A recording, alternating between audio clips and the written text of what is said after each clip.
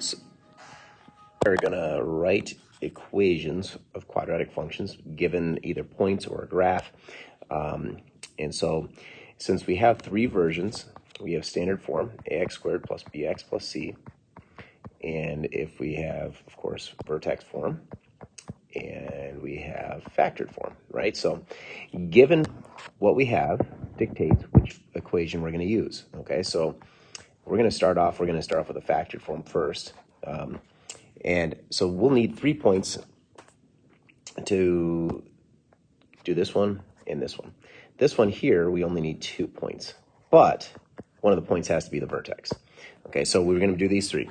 So let's start off with the first one here, which is going to be the factored form. Okay, so again, the x-intercepts means that you'd see like 3 order pairs, like say 5, 0, let's go -2, 0, and then some other random point. Okay, 3, 7. I just made these numbers up. Okay, and so to write the equation when it's in factored form, these are the factors. These are the roots. Okay, so 5, 0 would make x minus 5. And then -2, 0 would make x minus a negative, so plus 2. And the only thing we're missing is the a. So this is where that third point comes into play. So we have this other point, 3, 7. So we know that when x is 3, the output will be 7. All right, so we have those values. So we're going to go ahead and plug in 3 and 7 into the equation that we have right now. Because right now, if I plug in 3 here for x and a 7 for the y, we'll be able to solve for a. And then we can write the equation. So 7 is for y, and 3 goes for x, and 3 goes for x, goes in both spots. And so now we just do a little math here. So this is -2, and this one is 5. So that makes this 7 equals -10a, because 2 times 5, or -2 times 5 is -10. So a is -7/10. So that is that leading coefficient. So now I go back and rewrite my equation, and I now know that a is -7/10. And I have x, I think it was x minus 5, and x plus 2. So again, so the reason why I chose this one is because these are x-intercepts. And how do I know that they're x-intercepts? Because of the 0, all right? The x-intercept, the output, or the y value would be 0. So I've got the 2 x-intercepts, so therefore I used the factored form. So that's how that tells me which one to do. I'm not going to tell you which one to use. You have to recognize it from the order pairs.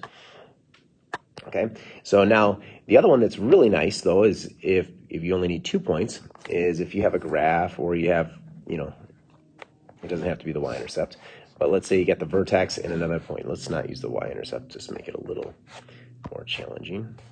Yeah, click, click, click, click, click, click, click. It's just some random graph. Okay, and let's say that this order pair is 3, 7. And we'll call this one 1, and let's call this 2, all right? So we have the vertex, and so that is the significant thing. So since we have the vertex, then we use the vertex form.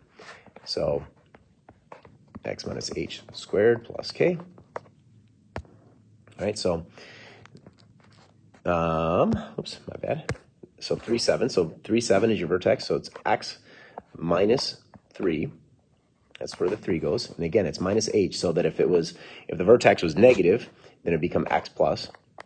And then the k, of course, is the y value of the vertex. And so the a is what we're missing again. And the a is what our last thing we're missing here. And then that's how we're going to use that secondary point. So now we're going to plug in 1, 2. So again, when x is 1, the output is 2. So we're going to put 2 for the output and 1 for the input. And so we get 2 equals, and this is -2 squared, but that's 4, positive 4. And so if you solve this for a, you get -5 over 4. And so my equation then is -5 fourths. I think it was x minus 2, was it 2 or was it 3? 3, sorry, x minus 3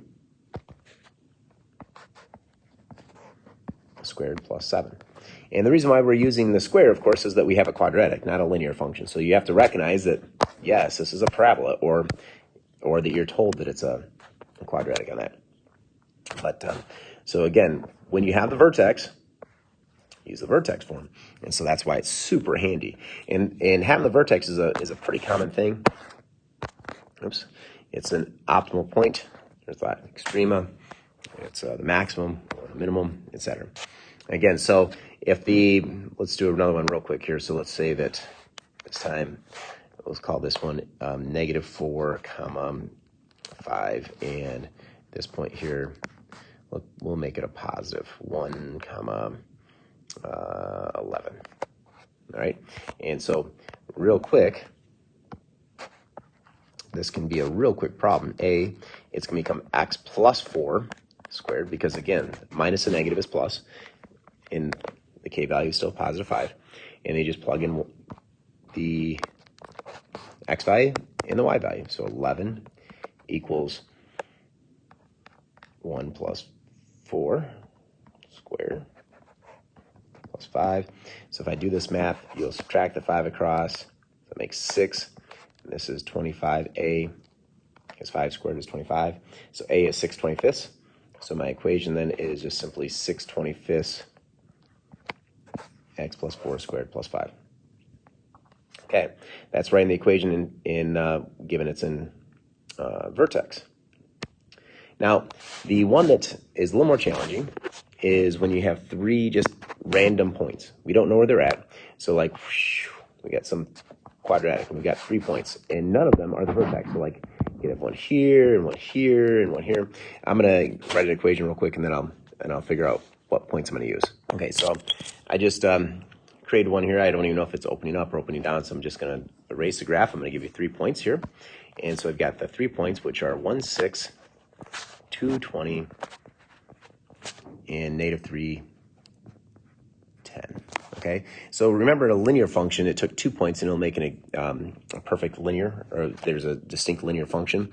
Well, a quadratic, it takes 3 points. Any 3 points, you're going to make a distinct perfect quadratic. Of course, a cubic would then take 4 points, etc. So this one here, we don't know what the vertex is. We don't know the x-intercept, so we're going to go ahead and we're going to use the standard form. Now, I'm going to rewrite this standard form here as ax squared plus bx plus c equals y.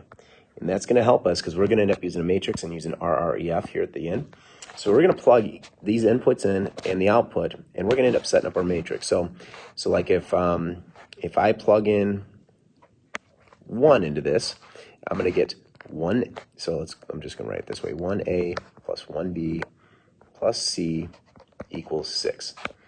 If I plug in 2, I'm going to get, so 2 is going in for the x this time, so it's 4a plus Shakespeare, 2b, plus 1c, it's always just c, equals 20.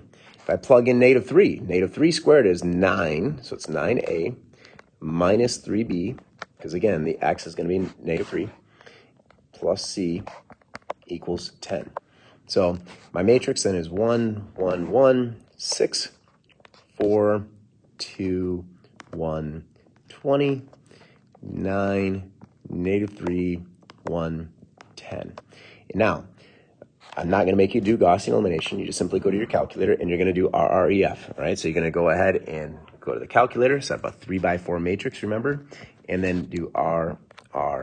You do RREF, you see your matrix, the resulting matrix, that's this: 1, 0, 0, 3, 0, 1, 0, 5, and then 0, 0, 1, -2. So what this is saying is that A equals 3, B equals 5, C equals -2. So I go ahead and write my equation. So y equals 3, A goes in front of x squared, and then it's positive 5, so 5x minus 2, and there's your equation. So that's all it is. It's right in the right in the quadratic, given 3 points, 3 random points.